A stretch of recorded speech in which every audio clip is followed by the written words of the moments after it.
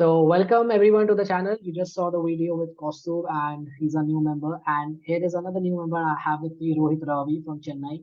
He's a Chelsea fan. He's a data analyst. He's a football writer as well. And we also used to we Kaustubh and Rohit used to work together as freelancers. And now we are gonna do some work together on this platform and also on our Facebook page. So he's a data analyst. And on to you, Rohit. What do you want to say? See, first of all, it's a pleasure to be on your channel. I've known you for about 2 months now, and I know the work you put in, and I'm a big fan of whatever analytical stuff you actually have in your head. You know, a lot of things are there in your head, and I know that you're a very ardent Indian football fan, which I appreciate first and foremost, because it's very easy to be a United fan, a Barca fan, a Chelsea fan, but in our core, we are Indian fans. So now coming to me, like you said, I'm a data analyst, and see, people think that I'm a full-time data analyst and a part-time writer, but I would like to assume that I'm a full-time writer and a part-time data analyst. I would hopefully one day that's the case. But anyway, that's about me. I'm a Chelsea fan, and I started watching football since 2008. I mean, from 2008. I started with the Euros. My brother introduced me to it. So he was a massive fan of Spain before Spain started that 4-year period where they dominated world football, and he was a massive Torres fan. But at that time, Torres was playing for Liverpool. But my brother was also a Chelsea fan. So basically, I just copied my brother. I have no originality. So yeah. And anyway, so that's when I started watching football. And then the 2009 season kicked in when Chelsea won the league, 2009, 2010. That season, I was really hooked. With Carlo Ancelotti, right? Exactly. That when we scored more than 100 goals that season, that was like too good, man. It was the perfect time to, enter football. Like, obviously, that's this whole joke with Chelsea fans being born in 2003 and all of that. Yeah, I was born in 2009. How about that? So I'm proud of it, and I've had a great time. I'm not gonna lie. The last 5 years have been a little, see, compared to other club standards, like for example Arsenal, we have been doing better. But anyway, we're not up to Chelsea standards of usual. But hopefully, under Potter and under the new management, things will get better. Here's hoping. So, as you said that you started supporting it in 2009, around 2008. So you weren't really aware at the time when Jose Mourinho exploded with Chelsea in that 2 season, breaking the Arsenal dynasty, breaking the Man United dynasty, and making Chelsea one of the best teams in the world. And since then, Chelsea just went on to achieve some great things. And he actually laid the foundations of that great team with Terry and Lampard and Petr Cech and all that backbone of the team. So even though you were not part of it at that time, you must have known a lot about it, you must have read a lot about it. So if I ask you right now, your favorite Chelsea manager or the best Chelsea team of all time, would you pick that team despite you weren't a part of it, or would you pick someone else? See, first of all, I have to admit I had no idea who Jose Mourinho was when I started watching Chelsea. The only reason I came to know about him was because Chelsea played Inter in that season, and Inter went on to win the Champions League. And I was wondering, like, why are the fans singing Jose Mourinho? Ka kya aap my brother? And my brother was like, dude, how do you not know Jose Mourinho? And then he gave me a proper footballing lesson about Jose Mourinho and what he did for Chelsea. And then when he came back in 2014, despite the fact that Ancelotti had an amazing season attacking wise in 2009, 2010, Mourinho is still the OG, man. He's won 3 Premier League titles, three for the 3 for me and 0 for everybody else. And yeah, like, and all of them came with Chelsea. So despite him going to United and Spurs later on, he will be a Chelsea legend, and he will always be in the minds of Chelsea fans, because that's when we started actually winning trophies in 2004, and from there on, the juggernaut just went on. So Jose Mourinho, despite him being a little outdated right now, and not at peak Jose level, even though he's doing good things at Roma, but he's not at that level yet, currently. But he's still an elite manager, and he will remain that for me. So you spoke about Jose there, and we just had Costu on the channel, and he's a proper Barca fan, proper Pep fan. So of course, you must have an idea what he thinks about the Jose style of play, because he's a Barca fan, and two of you have very different opinions because of the clubs you support, and that's very natural. But what I would say is about Jose Mourinho, I've grown up almost worshipping Jose Mourinho because he is, in my opinion, the best at stopping the best teams. So if you want a manager to build a system to stop the best team and win that game, it's Jose Mourinho. Like Costa was just talking about how Barcelona dominated 2009 and 11, and that's where I asked him, yeah, but 2010, like, was that a lesson for you? Like, how a guy from Portugal came in and with his Inter Milan team, which was nowhere near the quality of Barcelona, absolutely, played that low block, and people call it park the bus. I don't have any issue with that. But Jose has So you know how much I study tactics and coaches, and Jose Mourinho is one of the biggest studies of my life. The amount of study I do with him, I have not studied probably as much as him with any other manager. And I also do think that at times he's slightly mistreated in the media. Like like his last European trophy is last season Conference League, and before that his last European trophy was against Ajax with Man United in 2018 or 2017 was it? And if you look at Pep Guardiola, he Yeah. was his last trophy is 2011.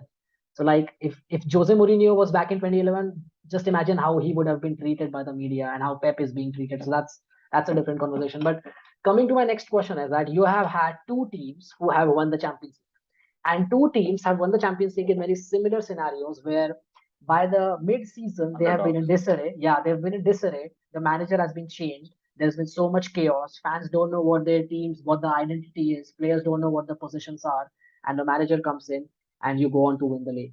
And both finals, you have beaten two very good teams. Like that was Jupp Heynckes' treble winning team. They won the treble next Yeah. season. And then you beat Pep Guardiola's Man City's era defining team.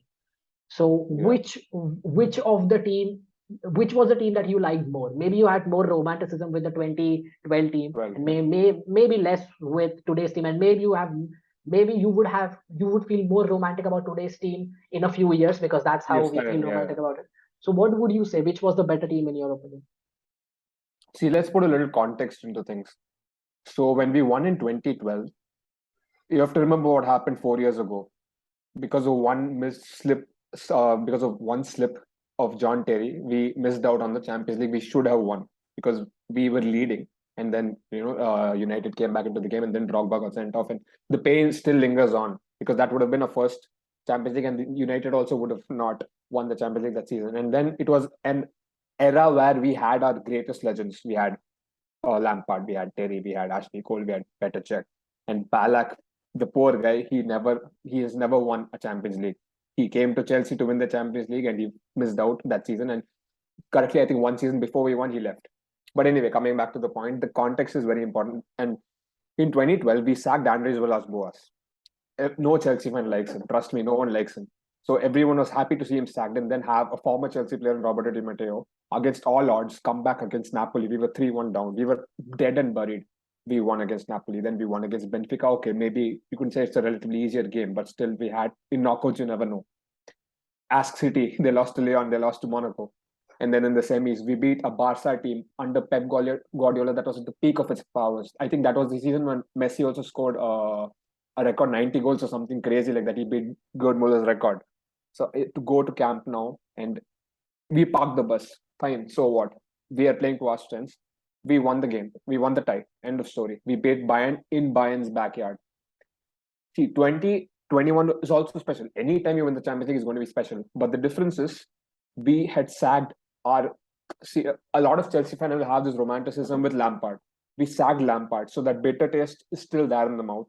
And we didn't have a great season domestically, and even in Champions League, yes, we did really do well. But it was a COVID hit season. We played in front of empty stadiums, and things were just getting back to normal. And we were still not sure about Tuchel. Like eventually, we know that Tuchel was loved by Chelsea fans and still is. But that thing was still there. We won it great. But 2012 will always be up there because Lampard and all those people just deserved it. Yeah, and it was the first time, wasn't it? And you were actually losing Exactly. it. Like you considered the goal Yeah. in the 80th minute, right? You considered the The goal way in we the won it, yeah. and you 84th minute then we considered 80th minute we considered 85th or something we scored from Drogba's header, and then in extra time Robin got a penalty and it was saved by Czech. And and then we that went to story, penalties. yeah, and that Yeah. story about Drogba saying Mata, a young Juan Mata telling him to believe, and Drogba was like, "What to Yeah, believe in?" And he scored the I corner, which know. was taken by Juan Mata. And coincidentally, that is the first ever Champions League final I watched. So Hmm. I watched that Champions League season from the quarterfinals. I was at my very beginning as a football fan, very beginning, and that was the first ever Champions League final I watched, and I was blown away because it was the first ever one. And then because when the goal went in the 80th minute, I was like, yeah, it's over now. And then Drogba scored, then penalties happen, and then everything crazy that comes Half of with that, legend, man. and it was brilliant. So like that was the start of my football fan journey as well. So coming to more of today's scenario, you Hmm. had Roman Abramovich is a very controversial figure politically, but just looking at what he does on the football pitch, he made Chelsea something that Chelsea fans weren't sure, even if they were that. And he took Chelsea to heights that no one ever believed that Chelsea could. Of course, there is context to that. He pumped money into it, but like you have to do that nowadays. And he did that. Now he goes because of political reasons. An American guy comes in and then sacks Thomas Tuchel, which was against a lot of the will of the Chelsea fans, but the players didn't like him. So there was, he had a bad history. Tuchel never had a good history of management. He did have that history of falling out with players. And then he spent 300 million with Tuchel and then sacked him and brought Graham Potter. So it felt a bit unsettled. So just shortly tell me, what do you think about Tuchel and how would you remember him? And do you think sacking him was the right decision? And then coming on to the main point, which my main question would be that, do you think Potter is the guy? And he has signed a 5-year deal. So do you think he will stay there for 5 years, or do you think it will be a very, very bad ending in one season or two seasons? Okay, let me answer your question very briefly and quickly. Now, Tuchel had two parts to his Chelsea reign. The first part was completely flawless. It started right from when Lampard got sacked. We went on that run where we didn't lose a lot of games, and our first defeat came to West Brom at home. And then we had this amazing magical run in the Champions League, and we won it. We also reached the FA Cup final that season, I think, if I'm not wrong. Yeah, we reached the FA Cup final, and the next season also. Everything was going absolutely perfect until December, when we were struck with injuries. Reece James and Chilwell went out. Our entire game under Tuchel's system was dependent on our fullbacks. And once that attacking threat is taken out, you obviously lose a lot. And then with COVID and then Lukaku doing his entire thing with the interview and stuff, like the team was extremely unsettled. And then obviously, boom, 2 months later, sanctions. So for a manager to actually deal with all of that, and he had a lot of things going on in his personal life as well, let's not forget. And it's not like we were playing extremely poor football or something. Until that point, we were playing really good football. And a lot of Chelsea fans will tell you, it was right to sack Tuchel. A lot of them have very short memories. They've forgotten what it was like until that point. I think we were leading the table, if I'm not wrong. And then we lost our way in the season. And then, despite that, we reached the Carabao Cup final and we reached the FA Cup final. Yes, the start of this season under Boli's ownership has not been good. And you could see the writing on the wall. Towards the end of last season, things were just not aligned perfectly. And even in the summer, Tuchel kept complaining. And it just didn't seem like the fit was perfect. And Boli just seems like a guy who was not right now, who's a little out of his depth. But I don't blame him. See, the thing with Boli is he has a past history of success with sporting teams. Like, despite sports being different, at the end of the day, people play the game. Persons play the game. Humans play the game. So, that's what Boli will deal with majorly. And I am not upset with Potter's appointment at all. I think Potter's a step in the right direction. Under Abramovic, despite all that success, at some point you have to understand that a lot of the problems that we have now was because of the last few years under Abramovic's reign. They have made some terrible signings. Lukaku being the prime example, the likes of Werner and Ziyech and all of these people not fitting our system at all. They were just signed because of fancy players. We have a lot of deadwood in the squad. So a lot of things are being addressed. Potter is an exciting young manager.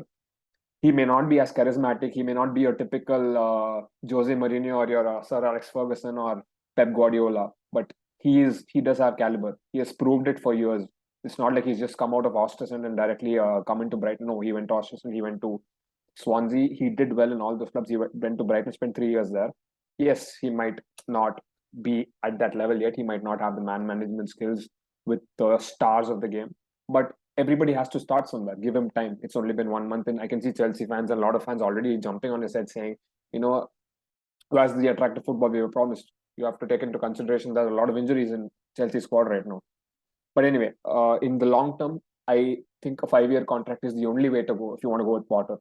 Because if you are going to sack him, then there's no point in signing Potter. You would rather sign a manager who will just win you a title in one season. Like, for example, Antonio Conte, he'll just win you one title, 2 titles, and then that's it. He'll fight with the board, boom, he'll combust.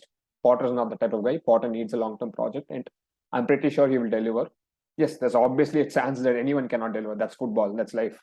But the signs are there. The steps are, the signs are not too bad. They're looking good at the moment. So yes, I feel Potter is the man for Chelsea right now. Yeah, I do agree, because the moment that news came in that Potter is signing for Chelsea, I was like, because I remember when I was at the start of this journey of learning tactics, studying tactics, breaking down what managers are doing with Jose Mourinho. I did with Klopp. I did that with Arteta. And I started it with Potter because Chris Hughton was Brighton's manager before him, and they used to Correct. play this terrible, like I won't say terrible, but it was too bad. Like the football they Yeah. used to play, it was 5-4-1 with Glenn Murray at the top who cannot run. So it was like this. It was too static. It was too static. I don't have any problem with playing defensive football, but it was too static. And then Potter was at Swansea for one season. Then they bought him here, and everyone was like, wrong appointment, wrong appointment. And I was like, who is this guy? And I remember his first game. That was the moment where I was like, yeah, this is my next manager to study and break down here, because first game he played, Brighton played under him, was against Watford in the season in the I think it was the COVID season. So 2019-20. 2019, That 20. was the first game against Watford, and they battered them 3-0. Mm. Brighton batted Watford 3-0, and Neil Maupay scored. And in that summer, I think 80% of that team that played against Watford was exactly the same as they played at the last game under Chris Hughton. So to coach these players in such short space and to give them the confidence that you can play unbelievable football, progressive football, confident football, despite not spending so much money. And then also this season, like they started very well and they lost Cucurella, they lost Bissouma, and still they were beating Man United. Still they were beating, Yeah. still they were doing great things. So he is a proper coach. He knows what it's like, and he's a bit Jose Mourinho esque in terms of how he has climbed the pyramid from bottom to up. And he was at women's team coaching, then he went to he was Yeah. at Leeds, he was at Leeds. University of Leeds, then he went to a women's team, then Ostersund's where he beat Arsenal. And at Ostersund's he was for 9 years, and he was like 5 promotions in 4 seasons, something crazy like Yeah. that. And then came to Swansea. Then the way he has improved Brighton is probably the most improved team in the last few years, and as much as far as I'm concerned, apart from Liverpool, Man City, of course.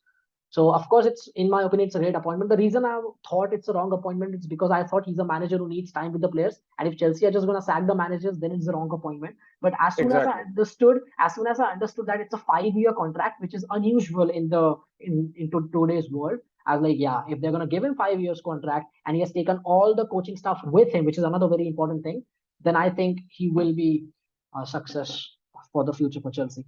And with that, we're coming on the end of this video. And guys, you're gonna see Rohit in so many more videos with the World Cup coming up. With football's never gonna stop. So he's gonna be here along with Costume, along with the members we have a year ago with Aditya Khare and Rohan D'Souza, the famous Bayern fan who talked a lot about Indian football here. So we are building a good team. We are gonna speak a lot about football. Go and check out our Facebook page. I will put the link in the description. Thanks for having me. I'm really excited to begin and actually talk football with you guys, like proper football. And I know that you guys are not just random pub football fans who just spit out random facts saying, "Oh, Ronaldo has to play." I mean, no, he doesn't have to play for United, and we all know that. Yeah. But anyway, it was great talking to you, and yeah, looking forward to more videos. Okay, guys, subscribe to the channel.